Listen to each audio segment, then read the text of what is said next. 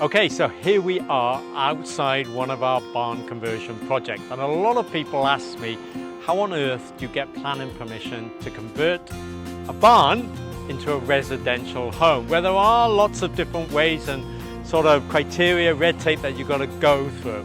And one of the first things is that you've got to ensure that the barn is in a residential area. So for example, if you see a barn in the middle of a field, in the middle of nowhere, and you think you can get planning permission to convert it into a house, you're probably wrong, okay? Because there are lots of different criteria, and if I could spend all day going through all of them, but for now, the first thing is, if you do see a barn that you want to convert, is to get a planning consultant involved and see if it does come under the local development plan to convert it into residential, okay?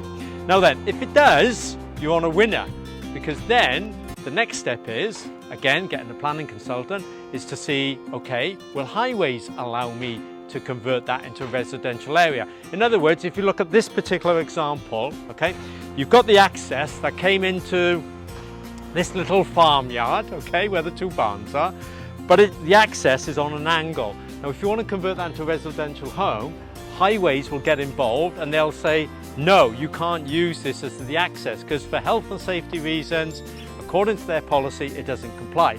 So part of the planning permission that's been granted states that highways want us to move this entrance over to there, okay, so that when you drive out, you've got good visibility on incoming traffic coming towards you.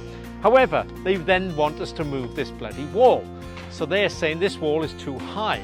They want us to either reduce the height of the wall, or in this case, they want us to move the wall 2 meters back into the farmland, okay, into our yard, I call it farmland, into our yard at our cost, so that A, we can get better visibility, but also so they can build a cycle track.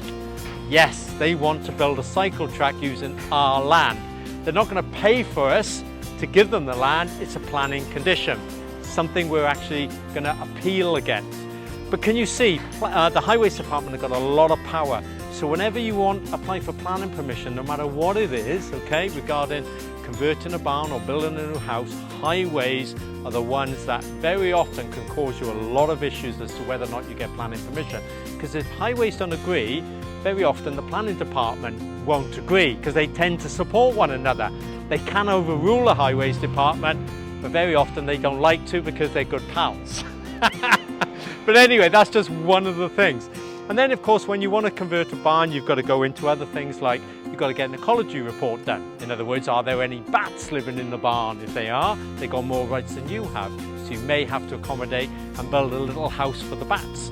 Okay? Are there any moles on the premises? Are there any unusual species of birds, and so on? If there are, then you can't really even commence works until maybe the nesting season is over. So there are lots of different things and criteria that you need to consider when you convert a barn into a residential property. Then of course you need to get permission from Welsh Water, because again, you've got to connect into their drainage system, so they've got to give you permission as well. So they're just some of the things as to that, you know, that can prevent you getting planning permission to convert a barn. Now another thing that is got one of the other departments that have got a lot of power as to whether or not you can have permission is the conservation department. Now, this barn, for example, is in a small conservation area. Outside the little area where I'm actually standing, it's not a conservation area. So that means, okay, the materials that we use to convert and refurbish the barn may have to comply with what the conservation officer wants us to use. So just to give you an extreme example, she might turn or he might turn around and say, I want pink slates on the roof, okay? And if they say they want pink slates, you've got to use pink slates. In this instance, they might say, well, okay, we want you to use Welsh slates or Spanish slates, and you've got to use those materials. They can state what type of windows you've got to use, what colour mortar or render that you can use. They can even demand, right, how you finish the inside of the barn, not just the outside. So again, there are lots of red tape and constraints that may be imposed on you if you're looking to convert a barn in a conservation area. So lots of things to think about. And not only that, it all costs money, because all of these reports are going to cost you a fortune to hire professionals to get those reports done. And then one of the other things that you need to consider is drainage. Now, lots of barns and isolated properties, they've got their independent cesspits. Yeah, you probably heard or know what a cesspit is. So, you know, if there isn't a drain nearby, you simply connect into a cesspit. However, the regulations have changed, and Welsh Water can have a lot of impact on this, whereby if there's a drain nearby in the highway, they can insist that you have to connect your drain or your new drain into the drainage in the highway, rather than maybe saving money and having a cesspit installed. So again, all these regulations, red tapes, you need to be aware of, because converting a barn is not as cheap and as easy as you may think. More often than not, it can cost a lot more than building a new house.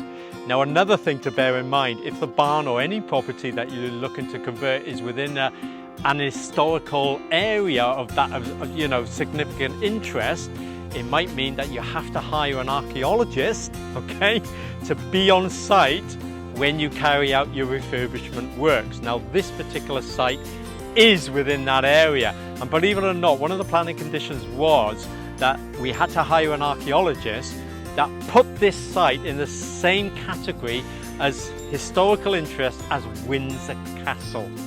Now, the archaeologist we hired said that's a load of nonsense, and in all fairness to him, he appealed against that decision, and thankfully we were able to eliminate or reduce the cost of hiring an archaeologist. Otherwise, it would have cost us tens of thousands of pounds to have an archaeologist on site every minute of every day that we carried out any work.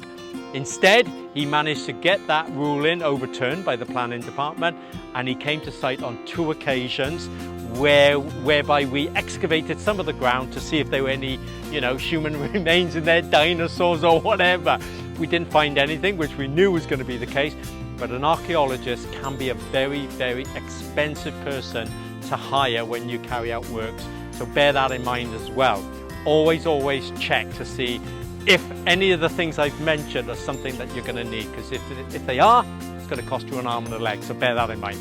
Okay, so I hope you enjoyed this little update. If you like this video, give us a like, and if you're watching it on one of our YouTube channels, for example, please subscribe, because we've got lots of tips and advice that we can send you on a regular basis, but also we can show you around our refurb projects so you can see for yourself what we do, how we do it, and then maybe you can also do the same as well.